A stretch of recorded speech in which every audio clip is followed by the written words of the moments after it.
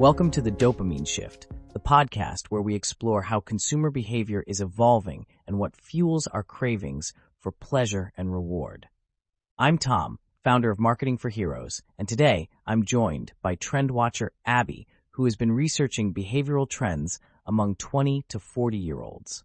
Abbey, welcome to the show. Thanks, Tom. Excited to be here. We live in an era where dopamine, the brain's pleasure and motivation chemical, drives much of our behavior. But what triggers it has changed dramatically over the decades. Exactly. Let's start with a timeline. In the 1970s, music, TV, and cars dominated. The 80s brought video games, MTV, and consumerism. By the 90s, the internet and mobile phones took over. In the 2000s, it was social media, iPods, and reality TV. More recently, we've seen smartphones, streaming, and influencer culture take the lead. And now, in 2025, it's AI, short-form content, and digital experiences. What's the biggest takeaway from this shift? The trend is clear. Dopamine triggers have become more digital, more instant, and more addictive. We've moved from physical and social experiences to algorithm-driven digital highs. AI-driven content, hyper-personalized recommendations, and immersive digital worlds now dictate how we experience pleasure. That makes sense. But there's also an interesting counter-trend.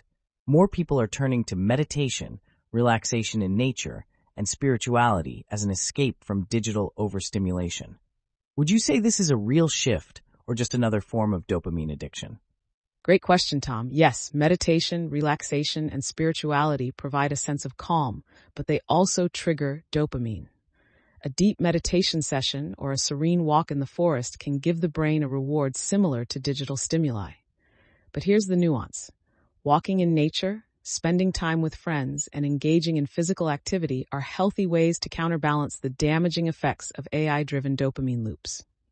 They provide pleasure without the overstimulation and addictive pull of digital content. That's an important distinction. But what about people who take relaxation to an extreme? Those who isolate themselves, listening to meditation music for hours daily instead of interacting with family and friends. Could that also become unhealthy? Absolutely.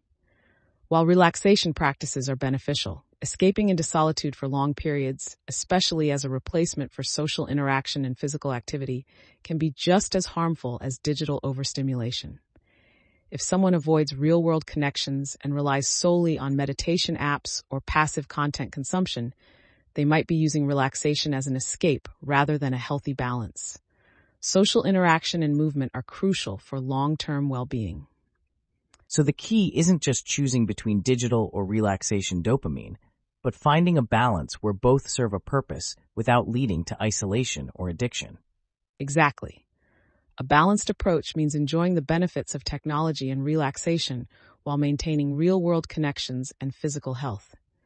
Instead of replacing one dopamine loop with another, we should aim for a mix of digital engagement, relaxation, and social interaction. That's a great takeaway. Before we wrap up, let's talk about how marketers can adapt to these trends. How can brands create content and experiences that align with these evolving dopamine triggers? Marketers need to embrace two key strategies. First, personalization is critical. Consumers are drawn to hyper-personalized experiences, whether it's AI-driven recommendations, customized messaging, or interactive content. Brands that use data to create highly relevant and engaging experiences will win attention. Second, balance is essential. While digital dopamine is powerful, brands should also tap into the growing desire for relaxation, mindfulness, and real-world connections. Companies that promote well-being, authenticity, and meaningful engagement, rather than just chasing clicks, will build deeper loyalty with their audience. That's a smart approach, leveraging both AI-driven engagement and human connection. If you want to learn more about trends in marketing, follow this podcast or contact Marketing for Heroes at www.marketingforheroes.com. Thanks for listening, and until next time, stay curious and stay balanced.